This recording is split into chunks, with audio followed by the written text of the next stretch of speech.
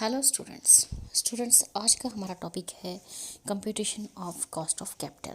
तो चलिए आज का वीडियो हम शुरू करते हैं। Computation of overall cost of capital of a firm involves. तो स्टूडेंट्स, जब भी हम कॉस्ट ऑफ कैपिटल निकालते हैं, फर्म्स की ओवरऑल कॉस्ट ऑफ कैपिटल निकालते हैं, तो उसमें हमारे दो पार्ट्स इन्वॉल्व होते हैं। A, computation of cost of specific source of finance. Computation of cost of specific source of finance में हम डेट कैपिटल निकालते हैं, प्रेफरेंस कैपिटल निकालते हैं, इक्विटी शेयर्स कैपिटल निकालते हैं। इस तरह से हम specific source of finances calculate करते हैं। और बी सेक्शन में हम कंप्यूट करते हैं computation of weighted average cost of capital. तो चलिए हम शुरू करते हैं part A, computation of specific source of finance. Computation of each specific source of finance. अब स्पेसिफिक सोर्स ऑफ फाइनेंस हमारा क्या है? या वो डेट कैपिटल हो सकती है, या वो प्रेफरेंस शेयर हो सकते हैं, या इक्विटी शेयर कैपिटल हो सकती है, या retain earning is discussed as below. Number 1, cost of debt. The cost of debt is a rate of interest payable on debt. तो कॉस्ट ऑफ डेट क्या होती है? डिबेंचर्स पर हम इंटरेस्ट पे करते हैं। तो cost of debt is a rate of interest payable on debt. For example, a company issues ₹1,00,000 10% debentures at par.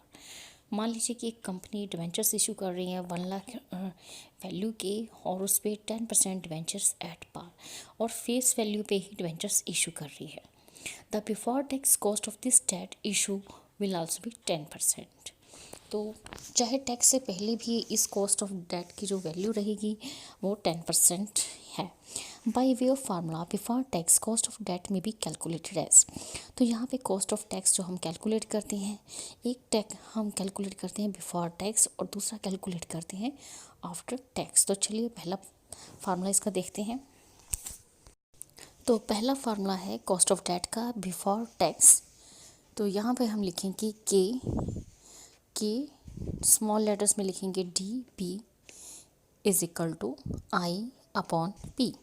तो यहाँ पे KDB का मतलब है before tax cost of debt. तो यहाँ पे हम जो कॉस्ट ऑफ डेट कैलकुलेट कर रहे हैं वो कर रहे हैं before tax. And I stands for interest, क्योंकि हम डिबेंचर्स पे इंटरेस्ट पे करते हैं। And P stands for the principal amount. In case the debt is raised at premium और डिस्काउंट, अगर हम डिबेंचर्स को प्रीमियम पे इशू करते हैं या डिस्काउंट पे इशू करते हैं, we should consider P as a amount of net proceeds.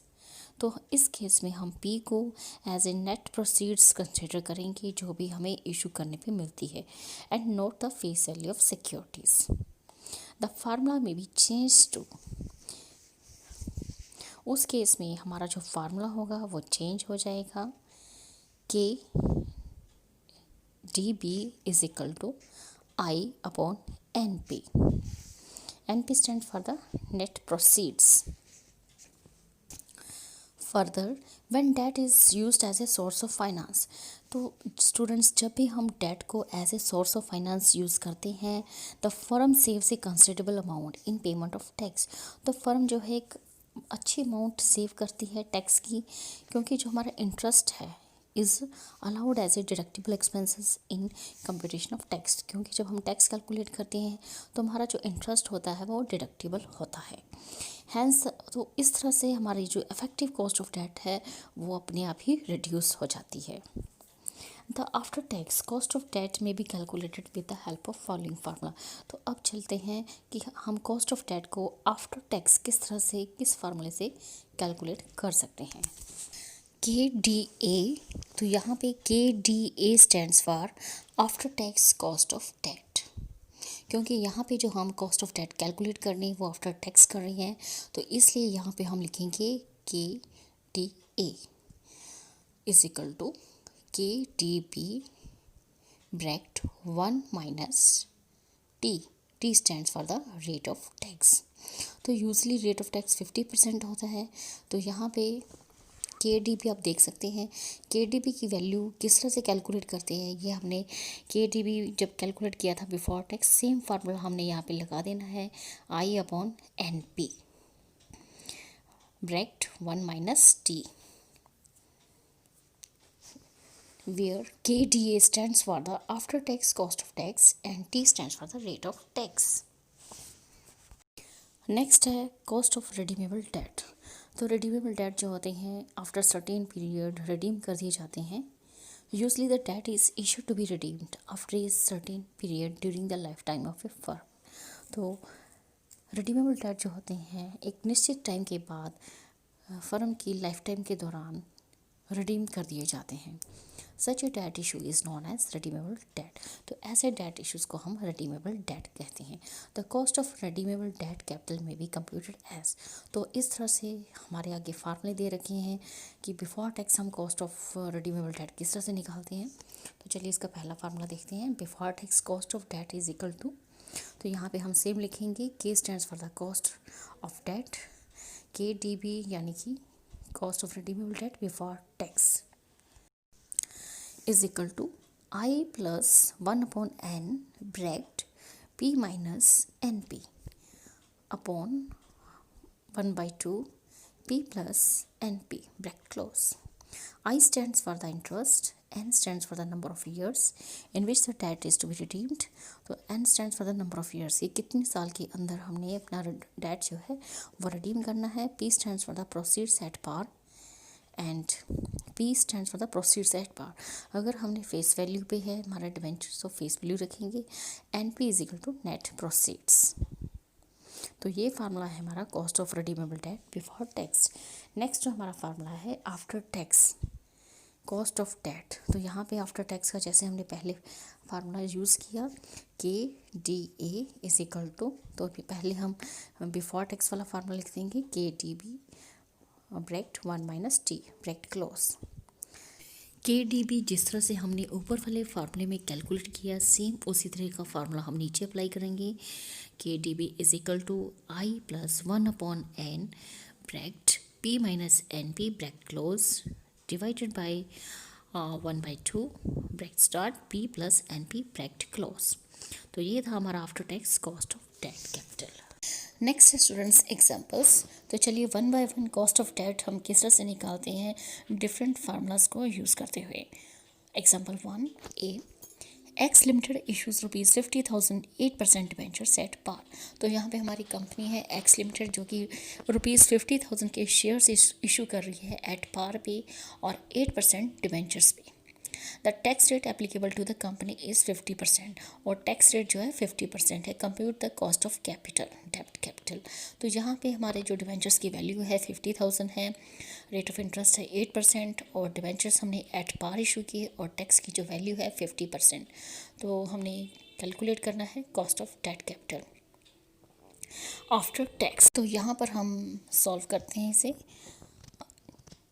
Formula लगाएंगे हम के D A cost of debt capital after tax और फार्मूला है हमारा जैसे कि अभी पहले हमने बताया फार्मूला है is equal to I upon N P. After tax के लिए हमने टैक्स रेट ज़रूर बताना है, I upon N P. I stands for the interest rate and interest value and N P stands for the net proceeds. फिर चाहे वो आपके एट पार हो चाहे एट प्रीमियम हो एट डिस्काउंट हो। तो यहाँ पे हमने एट पार इशू किए और ब्रैकेट में लिखेंगे 1 माइनस टी। तो आई हमारा कितना निकलेगा 50,000 का 8% हमने कैलकुलेट करना है। 50,000 का 8% हमारे पास आया 4,000 और डिवाइड कर दिया हमने डिवेंचर्स की जो वैल्यू थी एक्चुअल में 50,000, क्योंकि यहाँ पे हमारे जो डिवेंचर्स हैं एट पार इशू है और जो टैक्स रेट है 50% है। तो ब्रैकेट 1 माइनस 0.5 0.5 50 ब्रैकेट क्लोज कर देंगे और इसे कैलकुलेट करेंगे। 4,000 डिवाइडेड बाई 50,000 मल्टीप्लाई बाई 0.5। तो ये हमारा जो आंसर आ जाएगा 4%। तो this is our cost of debt capital at par. यहाँ पर जो डिवेंचर्स की वैल्यू है ₹50,000 वही हमारे नेट प्रोसीड्स होंगी क्योंकि यहाँ पर हमने जो डिवेंचर्स इशू किए एट पार किए। नेक्स्ट है B question, B example. Y limited issues ₹50,000 8% debentures at a premium of 10%। तो यहाँ पे वाई लिमिटेड कंपनी है 50,000 वैल्यू के वो डिवेंचर्स इशू कर रही है 8% डिवेंचर्स पे और एट ए प्रीमियम का रेट है 10%। The tax rate applicable to the company is 60%। तो यहाँ पे हमारा टैक्स रेट जो है वो 60% है। Compute the cost of debt capital.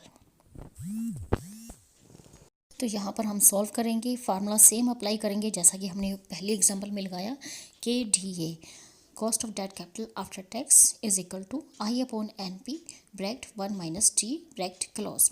तो यहाँ पे हमारा इंटरेस्ट कैसे कैलकुलेट होगा, तो 50,000 की वैल्यू है, 50,000 की वैल्यू पे 8% हमारा जो है इंटरेस्ट रेट है। तो 50,000 का 8% हमारा निकलता है 4,000, दिस इज़ आवर इंटरेस्ट। और डिवाइड करेंगे 55,000 से। 55,000 किस तरह से हमारा नेट प्रोसीड्स निकला, डिवेंचर्स की वैल्यू है 50,000 और उस 50,000 का हमने 10%, 50,000 का 10% 5,000 बनता है। 50,000 में 5,000 हमने प्रीमियम का ऐड किया और ऐड कर दिया दोनों वैल्यूज़ को 55,000। तो 50 प्लस 5,000 जो बना हमारा नेट प्रोसीड्स बना। तो 55,000 की नेट प्रोसीड्स हमारे पास वैल्यू आती है। फिर ब्रैकेट 1 माइनस 0.6, तो 60% जो है हमारा टैक्स रेट है। और डिवाइड कर दिया, कैलकुलेट कर दिया, उसके बाद हमारा आंसर निकल कर आता है 2.91%। तो ये था हमारा cost of debenture, cost of debt capital at premium.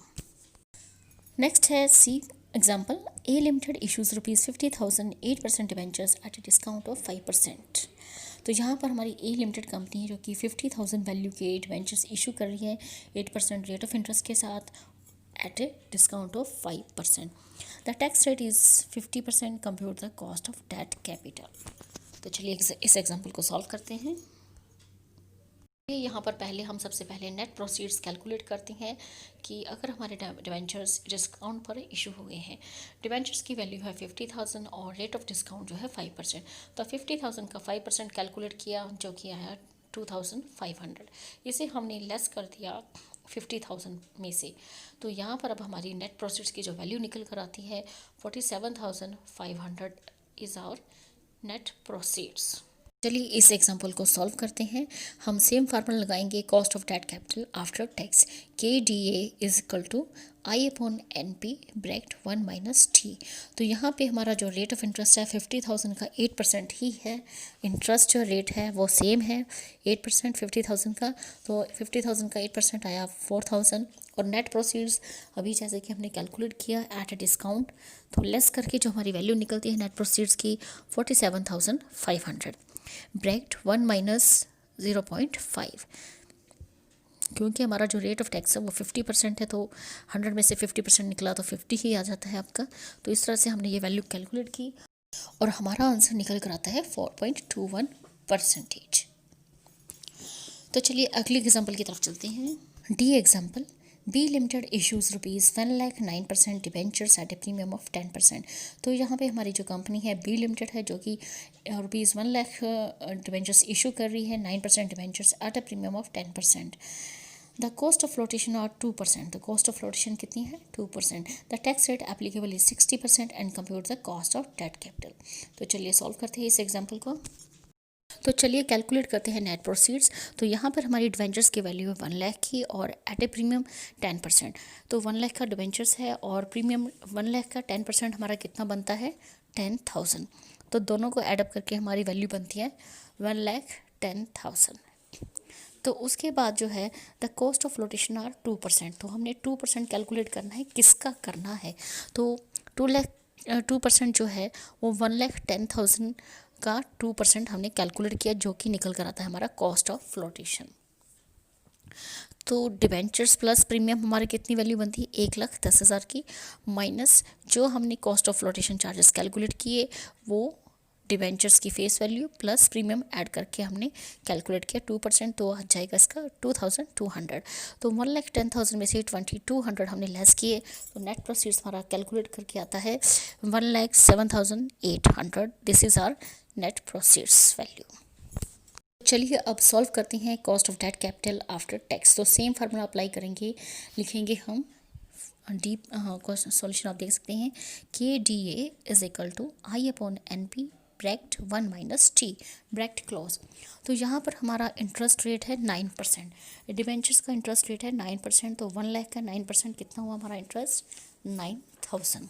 तो 9,000 ऊपर रख लिया और डिवाइड कर दिया नेट प्रोसीड्स वैल्यू जो कि हमने अभी कैलकुलेट की थी ₹1,07,800 और ब्रैकेट 1 माइनस 60 0.6। तो टैक्स रेट जो है हमारा 60 है, 60% है।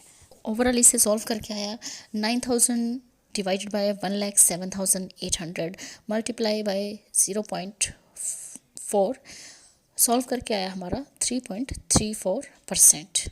तो ये था हमारा cost of debt capital after tax. Next है स्टूडेंट एग्जाम्पल नंबर 2, जो कि रिडीमेबल डिवेंचर्स पे बेस्ड है। A company issues rupees 10 lakh 10% redeemable debentures at a discount of 5%। एक कंपनी है जो कि रुपीज़ 10 लाख वैल्यू के डिवेंचर्स इशू कर रही है एट ए डिस्काउंट ऑफ 5% पे, और इन रेट ऑफ इंटरेस्ट है 10%। डिस्काउंट रेट 5% है और रेट ऑफ इंटरेस्ट है 10%। The cost of flotation amount to rupees 30,000, और फ्लोटेशन जो चार्जेस है वो है 30,000। The debentures are redeemable after 5 years. तो ये वाले जो डिवेंचर्स हैं रिडीमेबल हैं, जो कि 5 साल के बाद रिडीम कर दिए जाएंगे। Calculate before tax and after tax cost of debt. तो हमें जो कैलकुलेट करना है बिफोर टैक्स और after tax cost of debt, दोनों को कैलकुलेट करना है अज्यूमिंग टैक्स रेट ऑफ 50%। ये मानते हुए कैलकुलेट करना है कि जो टैक्स रेट है वो है 50%। तो चलिए सॉल्व करते हैं इसे। तो चलिए पहले इस केस में हम नेट प्रोसीड्स कैसे कैलकुलेट करते हैं वो कर लेते हैं।